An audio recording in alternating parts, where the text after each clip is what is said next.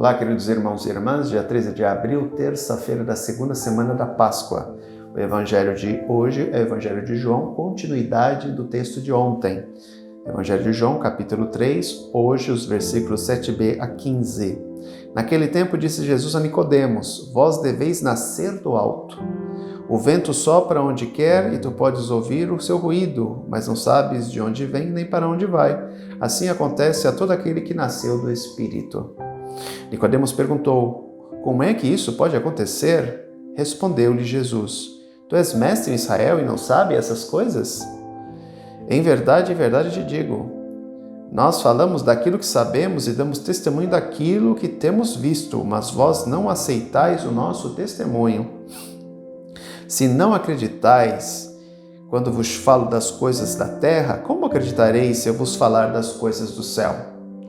E ninguém subiu ao céu a não ser aquele que desceu do céu, o Filho do Homem. Do mesmo modo como Moisés levantou a serpente no deserto, assim é necessário que o Filho do Homem seja levantado, para que todos aqueles que nele crerem tenham a vida eterna. Como eu falei, o texto de hoje é continuidade do texto de ontem, do diálogo de Jesus e Nicodemos. Eu não vou repetir as coisas que eu falei ontem. Se você quiser, você pode. Se você não ouviu ontem, retorne e veja para você depois ver esse vídeo de hoje. Aqui é algo extremamente importante. O vento sopra onde quer e tu sabes, e tu podes ouvir o seu ruído, mas não sabes de onde vem nem para onde vai. Eu sempre comparo que Deus é como o vento. Nós sentimos o vento, mas nós não podemos tocar no vento. Nós não podemos ver o vento. Deus é a mesma coisa. Eu sinto a presença de Deus, mas eu não posso tocar em Deus, eu não posso ver Deus. Deus é como o vento, que sopra onde quer. Assim também acontece que com todo aquele que nasceu do Espírito, porque também se torna um ser humano e espiritual. Eu falava para vocês ontem que o batismo nos torna filhos de Deus em plenitude, completos, em plenitude. Então nós somos seres mortais e espirituais. Quando nós morremos o nosso corpo, alma e espírito. E Cristo vem e ressuscita o nosso espírito, a nossa alma espiritual. A carne não, mas ressuscita o nosso espírito, porque o reino de Deus é espiritual. Lembremos, nós refletimos na Sexta-feira Santa, o meu reino não é deste mundo. O reino de Deus é um reino espiritual, que adentra a ele aquele que se torna um ser espiritual. Aquele que não nascer da água e do Espírito não pode entrar no reino de Deus. Aquele que é batizado, ele se torna um ser espiritual também. Então, quando nós morremos para esse mundo, nós renascemos para o outro através da intercessão ou da intervenção, melhor dizendo, de Jesus. É Ele quem nos ressuscita. E nós nos tornamos seres espirituais. Daí o Salmo nos fala o seguinte: Vós sois deuses. Por quê? Porque uma das características de ser um Deus é ser um ser imortal. Quando nós ressuscitarmos, nos tornaremos seres imortais, filhos de Deus em plenitude. Portanto, seremos, entre aspas, deuses. E aí ele faz uma comparação com um texto lá do livro, não sei se é do livro, acho que é não é do livro dos Reis, acho que é do livro dos Números,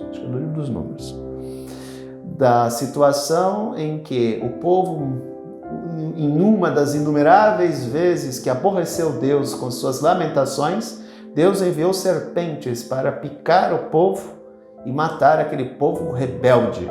E aí o que aconteceu? Moisés, novamente, pela enésima vez, foi lá e intercedeu pelo povo. E Deus mandou ele fazer uma serpente de bronze. E todo aquele que era picado, se olhasse para a serpente de bronze, ficava curado. E aqui é algo extremamente interessante. Deus não acaba com as serpentes. Ele permite que as serpentes possam picar e com o veneno doer bastante. É a consequência do pecado.